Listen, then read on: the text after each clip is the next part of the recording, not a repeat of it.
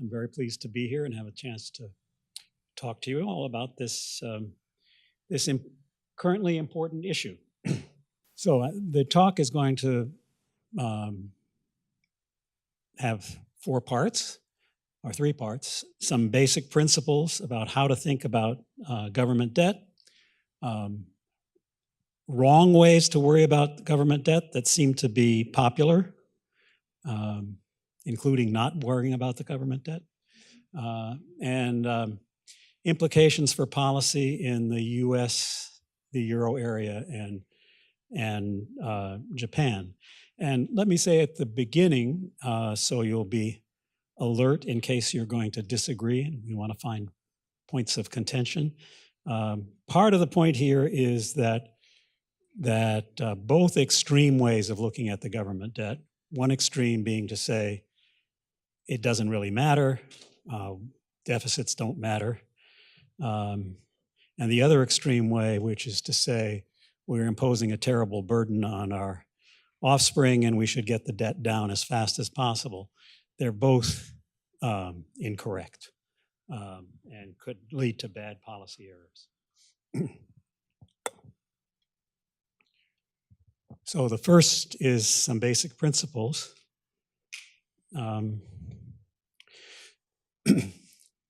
So taxes cause loss of efficiency. Economists call this loss of efficiency the deadweight loss of taxation.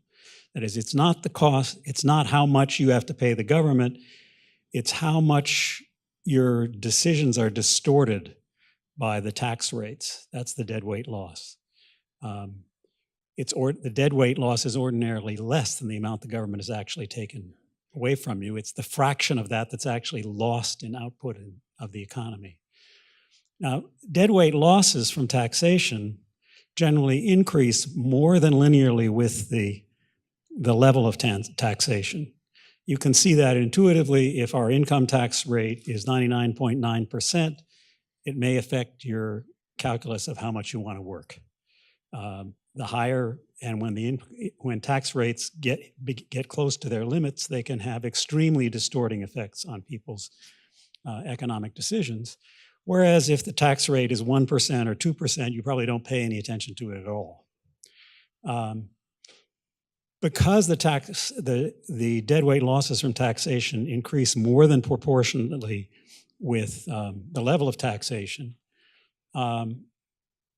it's more efficient to have a given stream of spending financed by a steady level of taxation than to have the same stream of spending financed by levels of taxation that vary widely. 100% taxation one year and 0 the next is much worse than 2 years of 50% taxation in terms of how much deadweight loss they produce. Just want to be able to keep track of the time down here. And government debt allows us to keep the rate of taxation smooth, to avoid wildly fluctuating levels. So that's a good thing about government debt. Government debt is a way to avoid having to have widely varying rates of taxation as we go through periods where we need to spend a lot or less on government. So it's sensible to plan on keeping debt stable or slowly decreasing over time, rather than reducing it as rapidly as possible. The burden of the debt is the distorting taxation it forces us to impose in order to finance the debt, in order to service it. That can either be very stable over time if the level of debt stays stable, or if we try to decrease the debt very rapidly, we're going to have very high taxes for a while before we get a chance to lower them by having lowered the government debt. And it turns out that under a wide variety of assumptions, it's just not a smart thing to do to get the debt down as fast as possible, because generally the only way to do that is to have extreme levels of taxation in the short run. We don't want to, this is assuming the expenditure levels are given. So that's a first basic principle.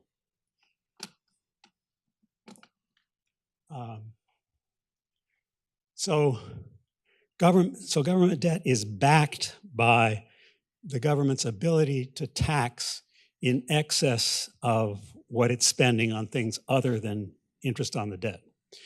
That quantity, the tax in excess of spending other than interest, is what's called the primary surplus. And one way to think of it is the primary surplus, which is the ordinary government budget surplus plus interest expense.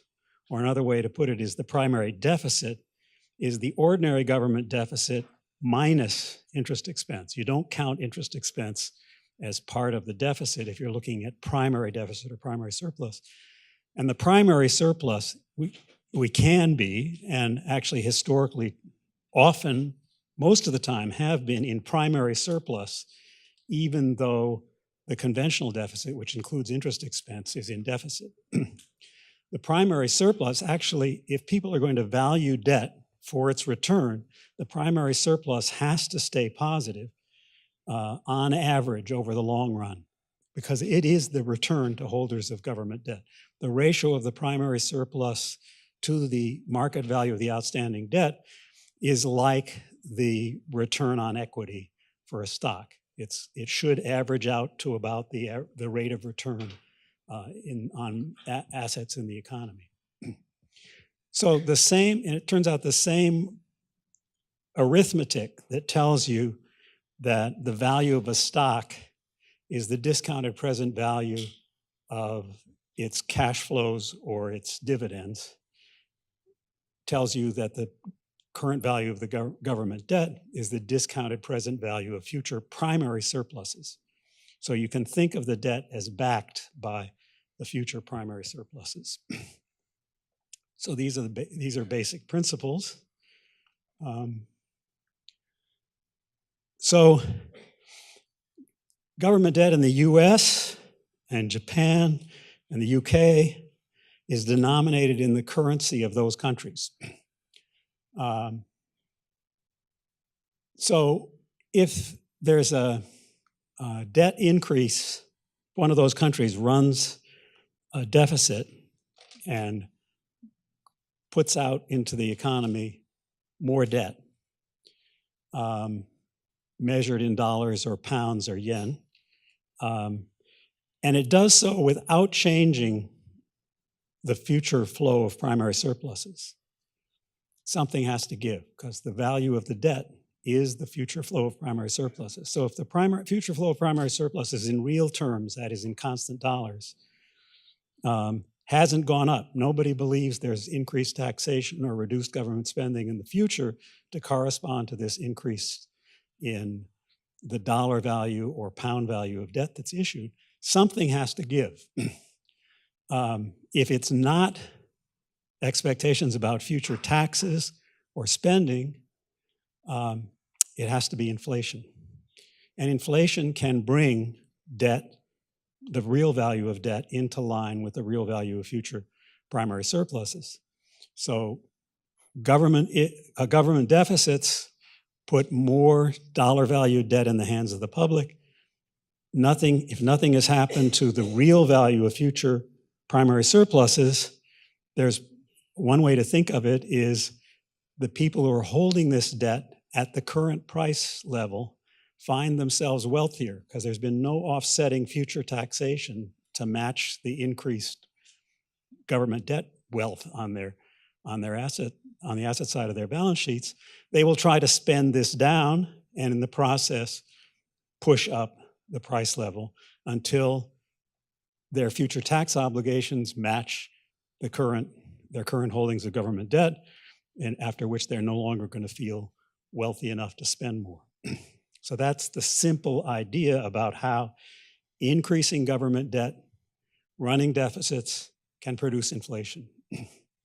You can also have the same thing happening in reverse. Other things being equal, you could have expectations about future spending or future taxation moving. So if people believe that high future taxation they're surprised by news that says that taxation in the future is going to be higher than they expected. That by itself can produce depressive influences on the economy. It can produce deflation.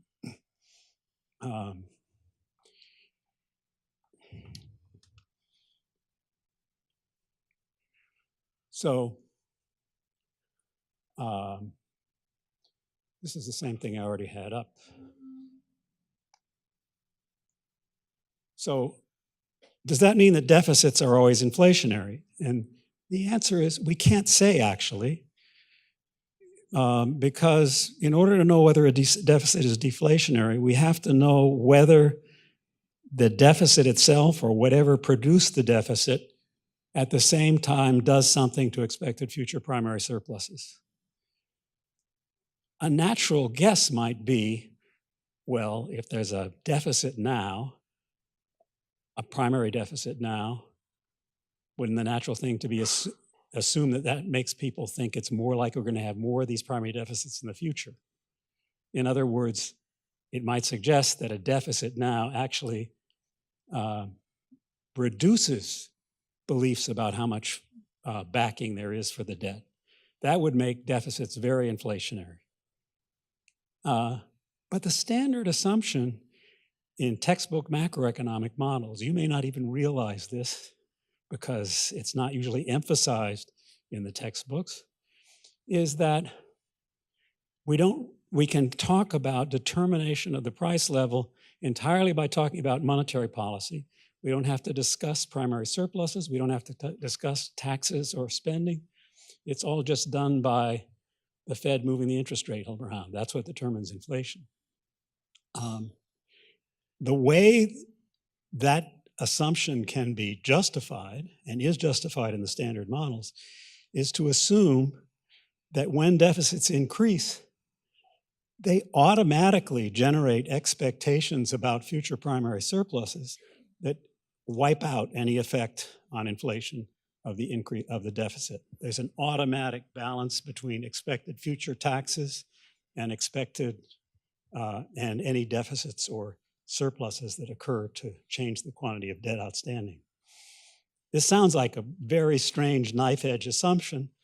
The reason people get away with it is that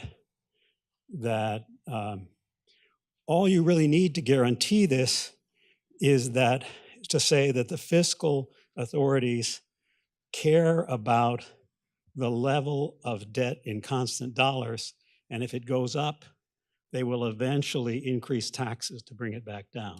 That's enough to guarantee that this happens. You don't have to know exactly when or how they are going to increase their taxation or reduce spending. But there's nothing natural or automatic about this assumption. And you can imagine even the opposite of the current deficits imply expected future deficits. You could imagine what I think may be the truth in the US and Japan today. You could call these hyper-Ricardian, if you know about Ricardian equivalence, if you've had that in your economics courses.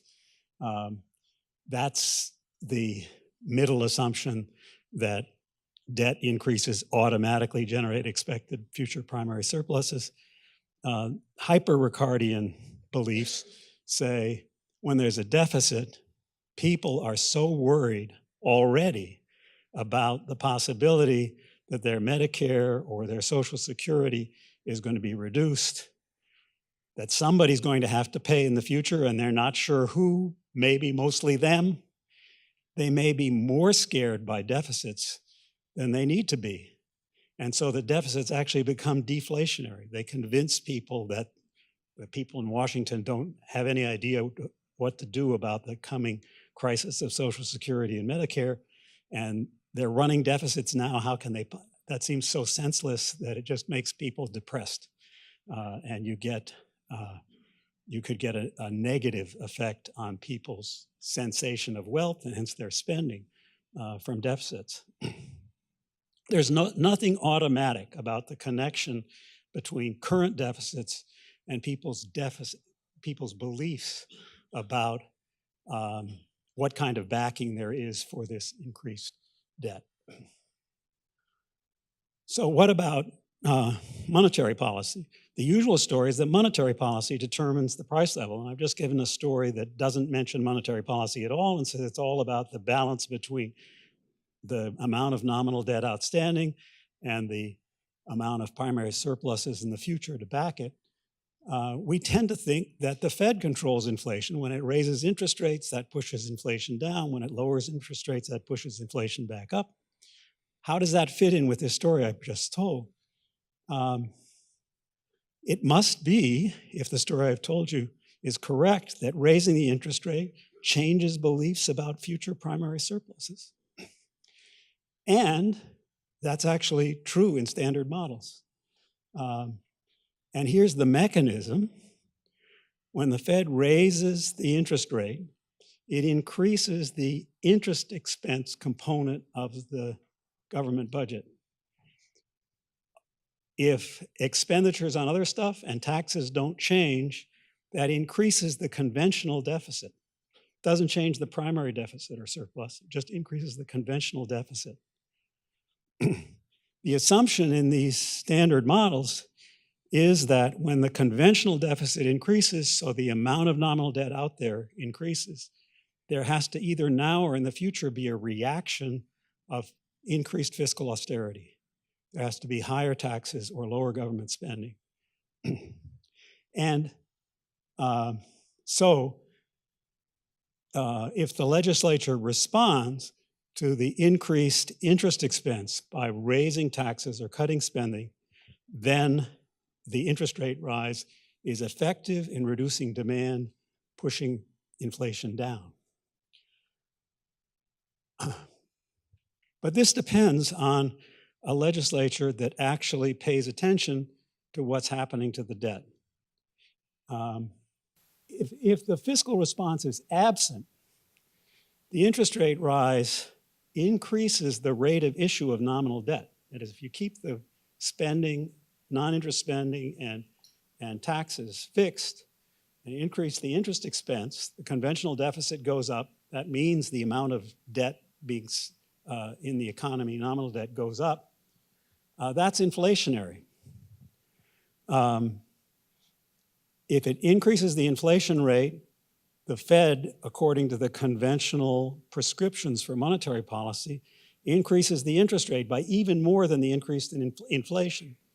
That feeds through to increased interest expense, even bigger increase in interest expense, which produces yet more inflation, which produces yet a bigger increase in the interest rate. And this spiral can go on indefinitely if none of this generates a fiscal response. In fact, in this situation where the legislature or the fiscal authority, whoever or whatever it may be, doesn't respond to interest rate increases by increased fiscal effort, reduced spending or increased taxes, the central bank cannot control inflation. Interest rate rises actually increase rather than decrease the inflation rate.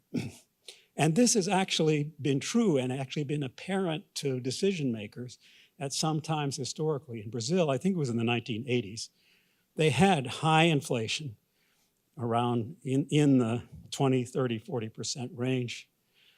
Their interest rates were already up around 20%. They had political dysfunction in the legislature so that increased interest expense was not generating any systematic response from the legislature.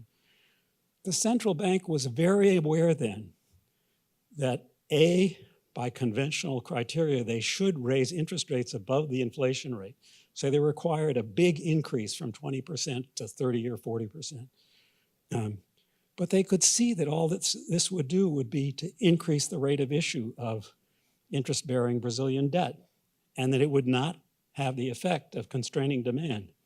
And as a result, they didn't raise interest rates, and that probably prevented this deadly spiral from going forward. Of course, it didn't stop the inflation. The only way to stop the inflation in this situation is for the legislature to realize that it is part of the problem and that it has to start reacting to the amount of debt being pumped out by using some fiscal restraint.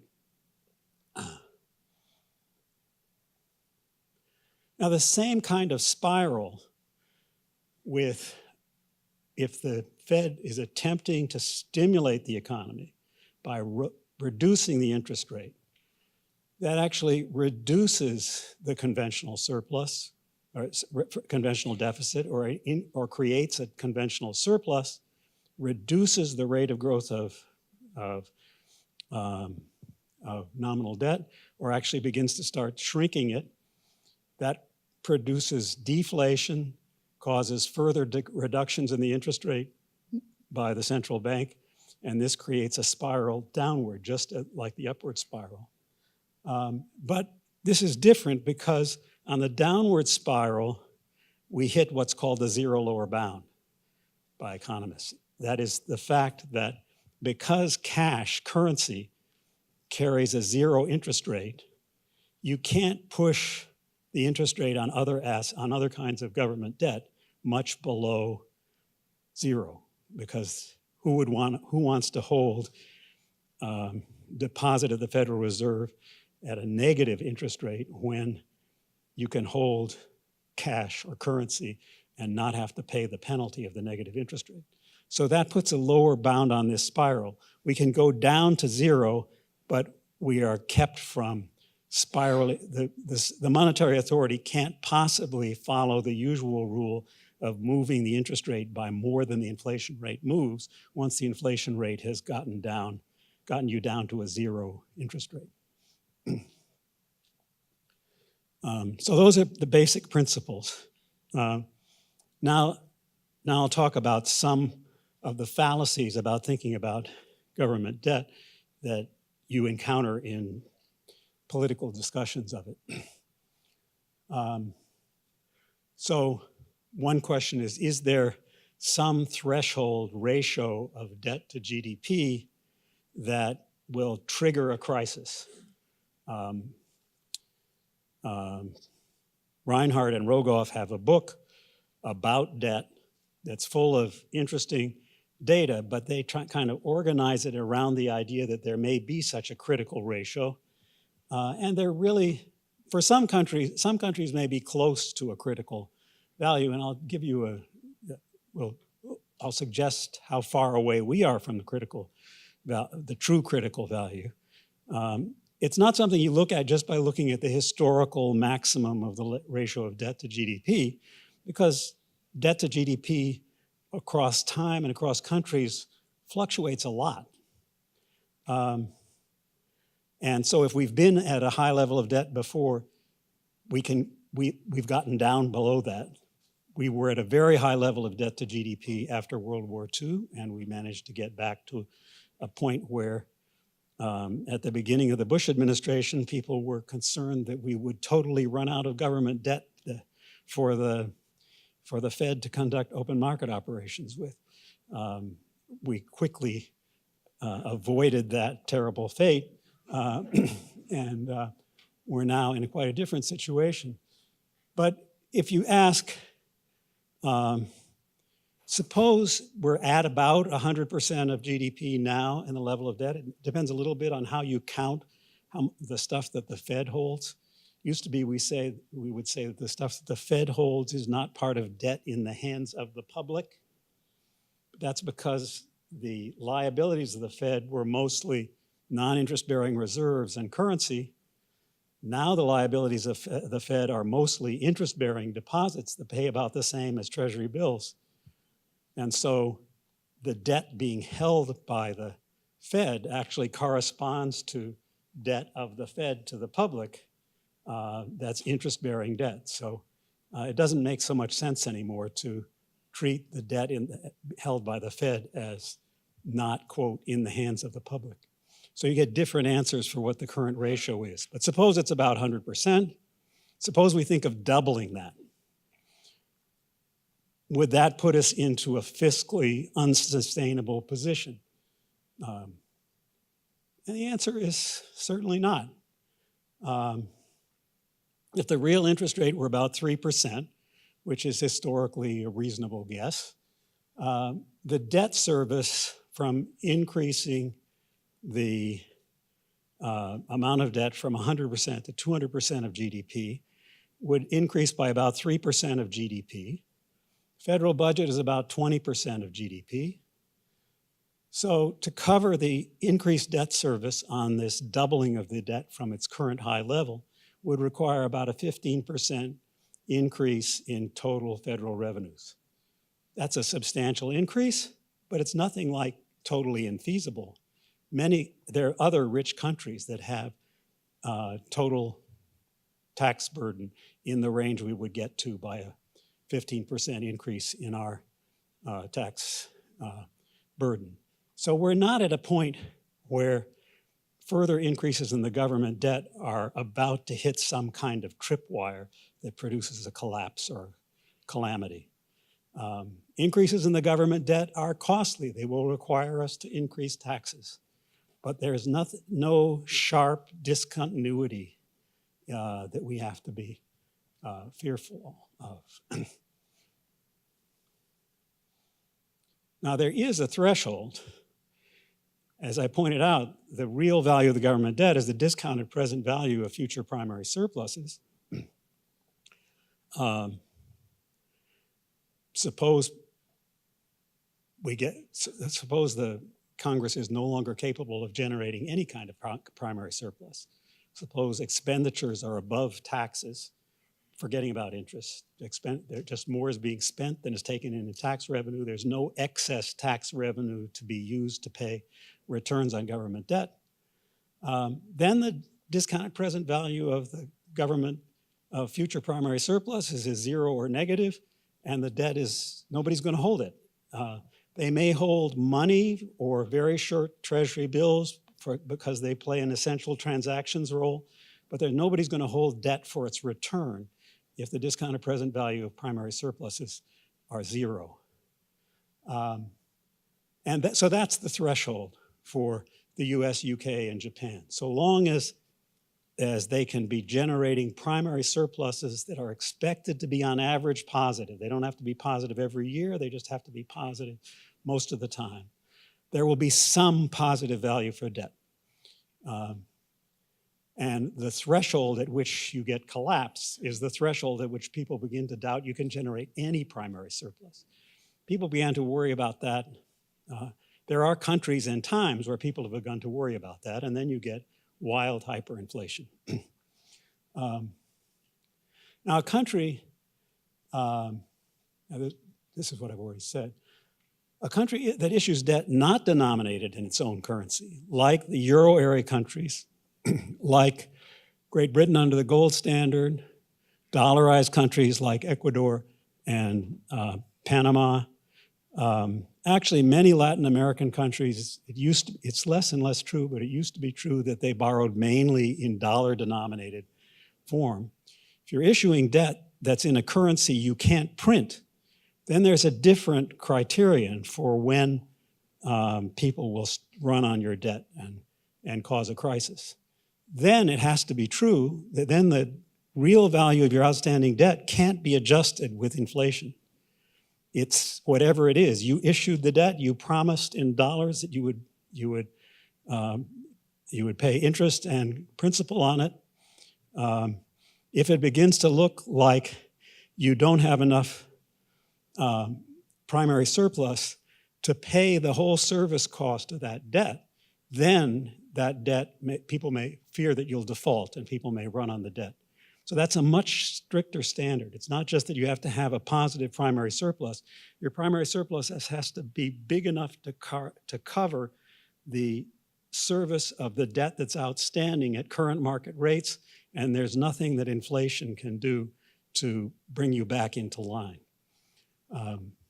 So you have to have, in general, that means if you have a lot of debt outstanding, not in your own currency, you have to have a minimum well above zero positive primary surplus.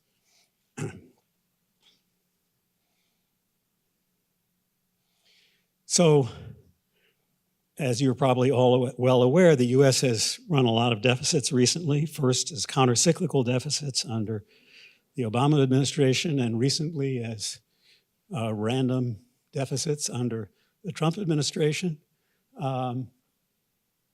Should we think that these few years of policy with big increases in debt are putting the US in danger of markets worrying that we can't generate primary surpluses anymore? This is the time series plot of a crude measure of the primary surplus.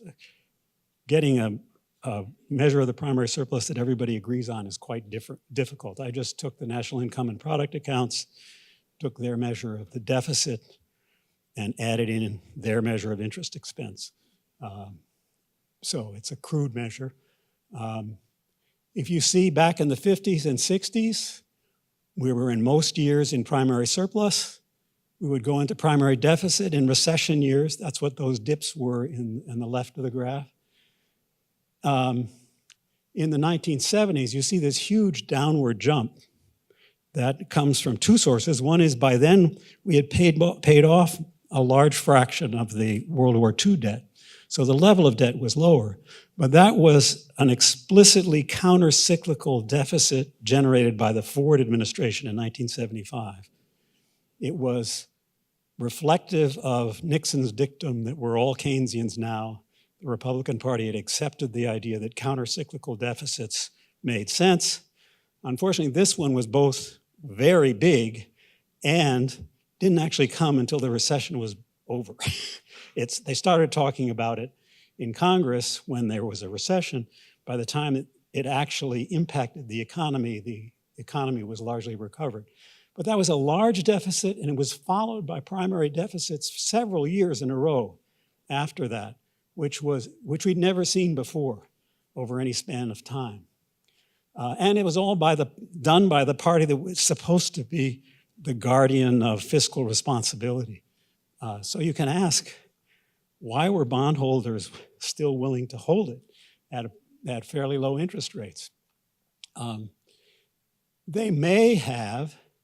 Now you look at in the late 70s and early 80s, you got big primary surpluses, and those were the times of the Reagan deficits. Where are these primary surpluses coming from? They're coming from Paul Volcker. There were conventional deficits, but interest rates shot up to double digits.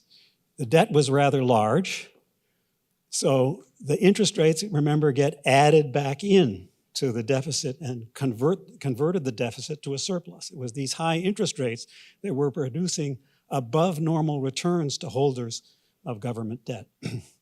But the Reagan deficits were big enough to create primary deficits during the Reagan administration, as well as primary surpluses.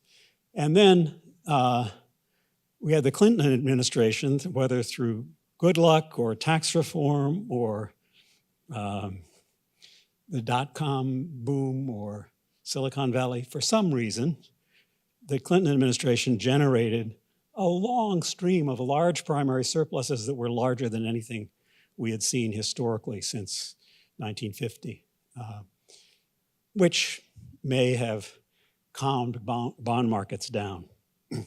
But notice that since 2010, first of all, you can see 2008, 2009, the large primary deficits.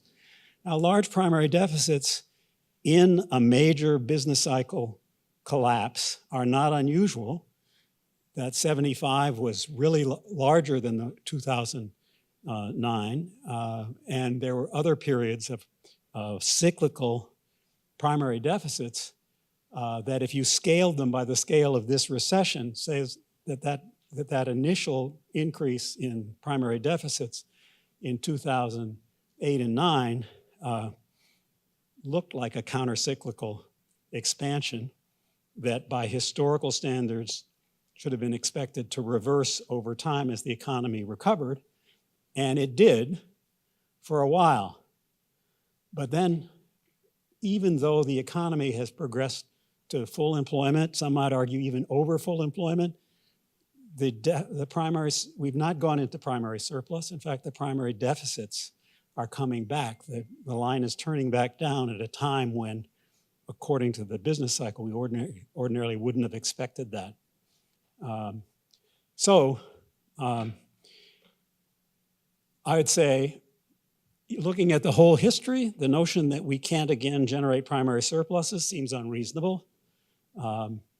Looking at the last 10 years is a little worrisome. We're failing to generate primary surpluses at a time when historically we would have been expected to be generating primary surpluses. And bondholders have to ask themselves, why is this happening? How do we expect that primary surpluses are going to reappear? What about the political economy of the United States is going to bring us back into primary surpluses at some point? So here's another way that's a little misleading to think about debt. It is true that debt is a burden on future generations, but people sometimes think you can calculate the per capita debt in the US. How much debt is there per person? It's about $67,000. You ask, is it fair of me to give my children this horrible $67,000 debt? After all, I have student loan debt too. And if you look at it that way, it sounds like the only ethical thing to do is get rid of the debt as fast as possible. But our children don't have to pay this debt off in their lifetime, just the way we don't. The burden on them is the deadweight loss from the $1,000 or $1,500 a year that's needed per capita to service the debt. It's not the debt itself. So this is a burden. That much taxation will have some distorting effects. It's not something to be dismissed, but it's not something to panic about either. We're at a level of debt which we should try to prevent from increasing and maybe slowly decrease over time, but we're not in some kind of situation where we need to panic because our children are going to starve to death over the debt.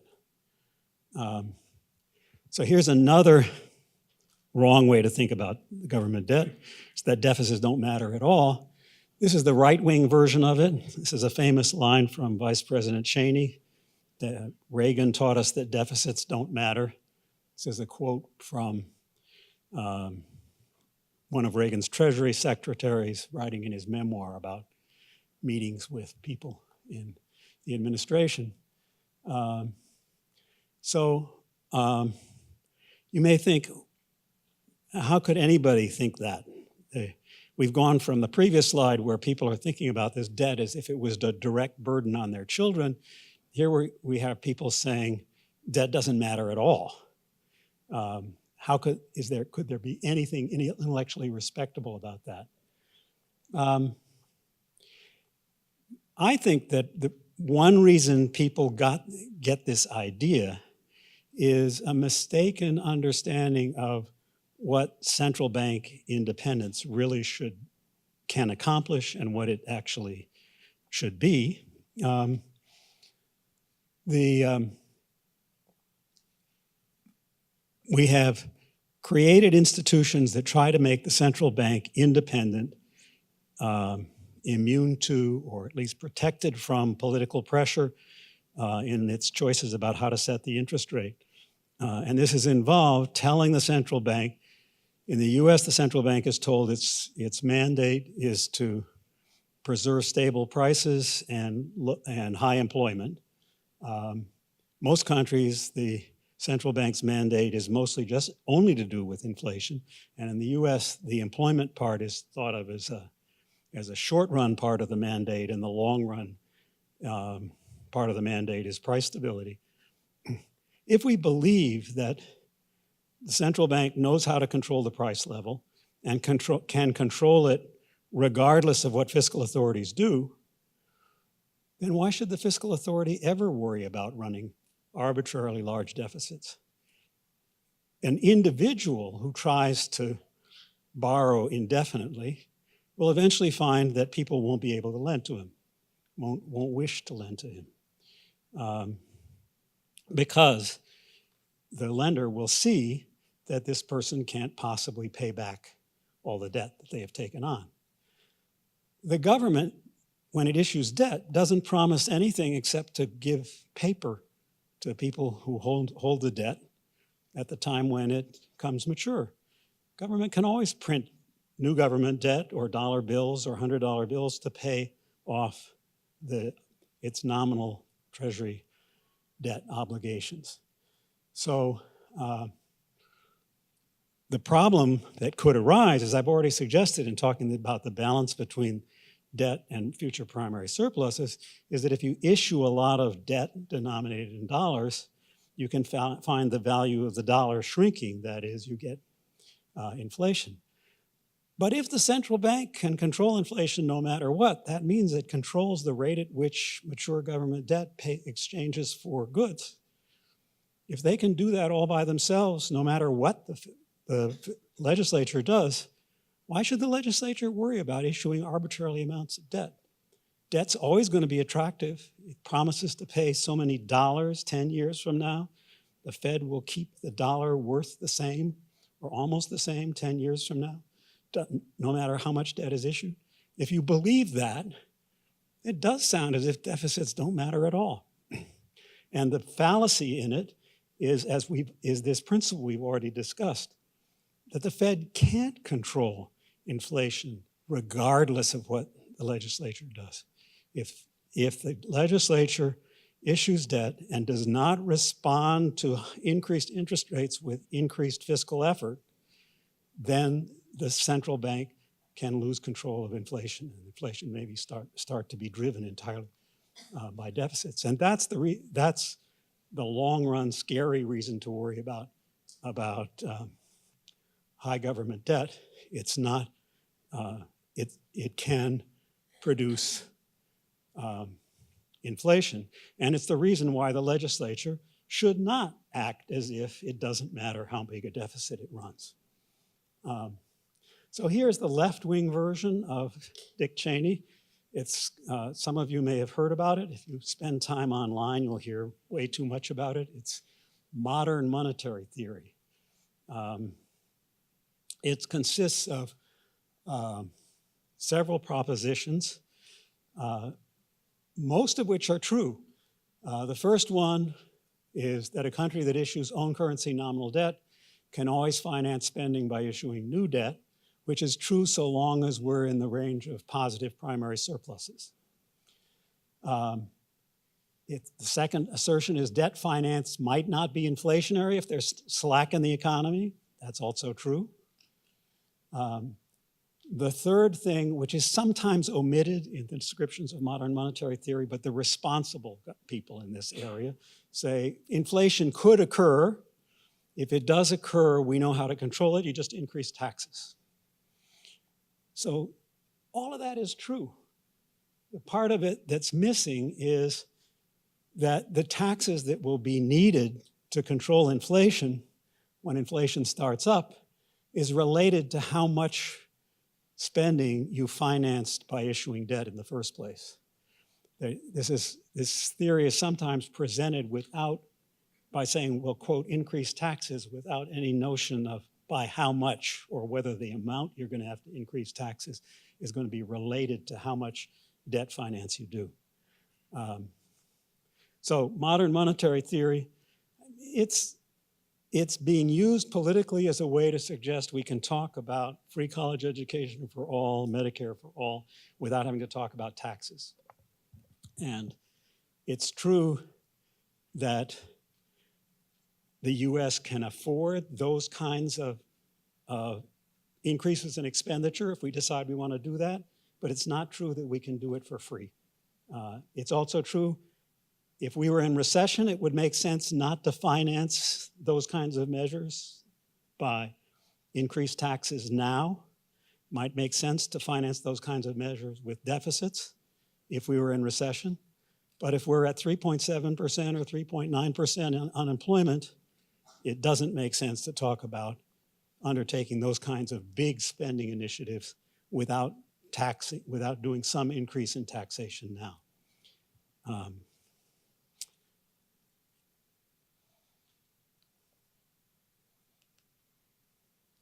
So here's some current policy issues. I should finish up fast. I'll just see how, at some point I'll skip to the conclusion. So here's one policy issue that's less of an issue now in the US than it was a couple of years ago. A central bank that reaches the zero lower bound gets to the point where interest rates are zero, and all the conventional signals about what's good policy would say there should be further reductions in the interest rate, which is not possible. It's essentially powerless to control inflation at that point. There's a lot of talk about non-standard monetary policy measures, quantitative easing. It's not clear that these measures have had any very big effects on demand or inflation. The US has been running below inflation target for some time, and this is even more true in Europe and Japan. We are off the zero lower bound now, but Europe and Japan are still essentially on it. And the quantitative easing, the expansion of central bank balance sheets, which has occurred around the world, sensible theoretical models suggest that the effects of this are likely to be minor. And there's good empirical work that I cite here that claims it's really hard to show any very substantial effect of quantitative easing on demand or inflation in the US. So how do you get away from the zero lower bound? How do you get back up to our 2% inflation target? You can argue that why did we pick 2% inflation target? Why not just get used to it? I think there's good reason to think, from looking at historical episodes, that periods of very low inflation tend to have depressed economic growth. And I think there are behavioral explanations for that. At a steady 2% inflation,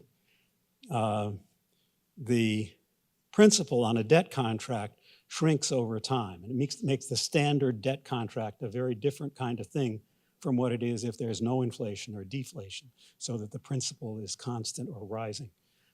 It should make no difference if everyone was perfectly rational and every kind of asset in the world was available. But given that most lending contracts are standard loan contracts, it makes a difference what the average inflation rate is. It's also true for wages. It's well documented that in normal, calm times, there's very substantial downward rigidity in wages. So relative wages can adjust if the average level of wages is steadily rising, but they can't adjust if the average level of wages is constant.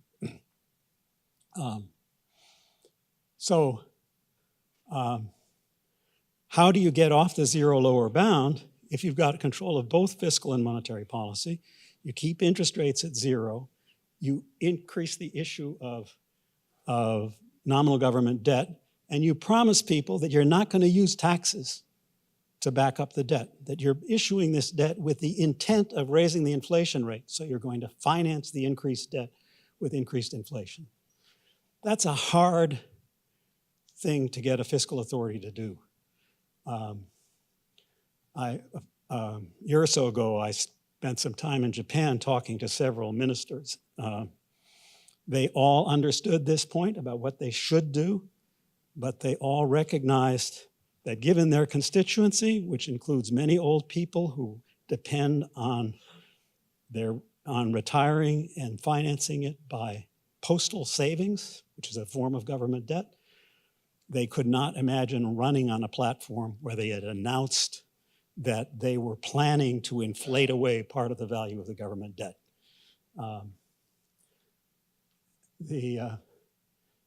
So this is, This is a point that has been brought out in a recent paper by Eric Leeper and co-authors. I guess he was here a couple of weeks ago. Franklin Roosevelt was elected on a platform that was hard money, balanced budget. He was going to balance the budget. Got into office, he presented a budget which was claimed to be balanced, but it had a special emergency section. The emergency section had the WPA, a bunch of other things that were programs focused on the fact that we were in a depression and we needed to do something about it. And there were no taxes in that part of the budget, just spending. So what this did was it both made it credible that there was going to be an unbacked fiscal expansion and that this wasn't some accident. It was because we were in a deep recession. And this spending was obviously implicitly contingent on our staying in recession, and if we got out of it, it was going to go away. And so he was still saying he was going to balance the budget. That implied when we get out, our plan is to have primary surpluses again. It wasn't some random shift to we don't care about deficits.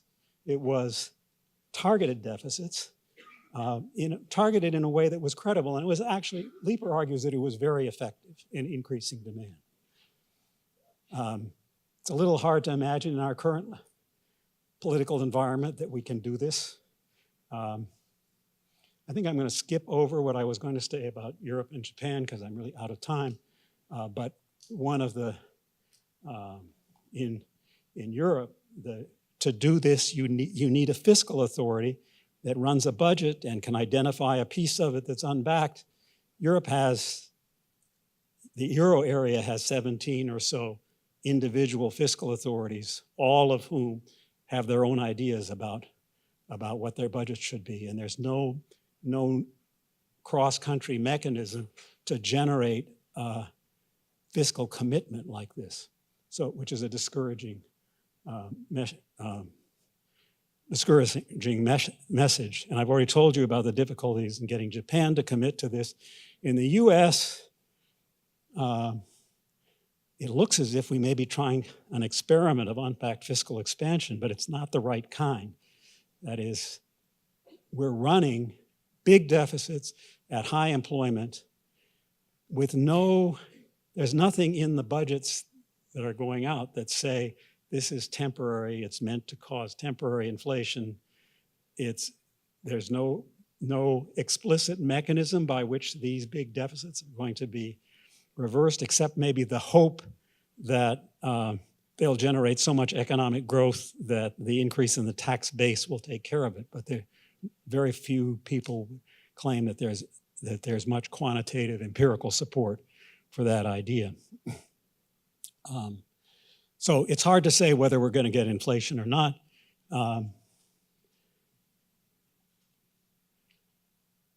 This is the break-even inflation rate, which is a measure of the market's expected inflation rate.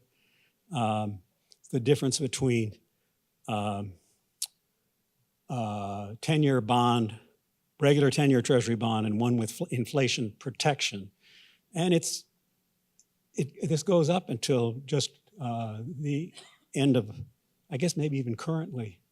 And it's still around 2%, a little above 2%. So there's no indication yet that markets are panicking and thinking that we can't generate, that we're going to be increasing deficits at a high rate indefinitely. This is an interesting plot that provides a way of thinking about how we might get out of this if we don't have far forward-looking congressmen and senators. This is the interest expense as a fraction of the total budget in the US. Up until the mid-70s, it was between 10 and 14%. In the last 10 years, it's between 10 and 12%. So it's low. It was low then. Interest expense is low now. Then we had much smaller debt, but much higher interest rates. Now we have much bigger debt, but the interest rates are so low that the interest expense component of the budget isn't unusually large. between 1980 and the mid-90s, interest expense as a proportion of the budget was very high. That was because Volcker pushed up nominal interest rates and only very slowly brought them back down. And it was during that time that Congress put into play special rules saying, when you propose an expense, you've got to say how you're going to finance it. Those rules have kind of decayed over time. People found ways around them, began to ignore them. But in that time, they made a difference. And why do they make a difference? Politicians see that the pie they have to distribute to their constituents staying the same, and the part of it that being eaten up by interest is getting bigger. And if they don't do anything, it's going to get bigger and bigger. It's easy to understand that arithmetic. At that point, no amount of theory about balance between future primary surpluses and amount of nominal debt outstanding is going to catch their attention. But this caught their attention. And you could hope that if we again start to hit inflation and interest rates start to go up, because the debt is so much bigger now, if interest rates went back up to 4 and 5%, we'd have to enlarge the top of that graph by quite a bit. The interest expense will become a much larger proportion of the budget. And I hope that would finally catch the attention of our legislators. So here's the conclusion. Debt is a burden, but attempts to reduce it rapidly only make the burden worse. When interest rates and inflation are at or below zero, monetary policy is powerless, fiscal expansion is required, and central banks should say so rather than pretending that they alone can control inflation. And unbacked fiscal expansion is needed when inflation is close to zero or negative, but if it pursued mindlessly, will eventually produce high inflation.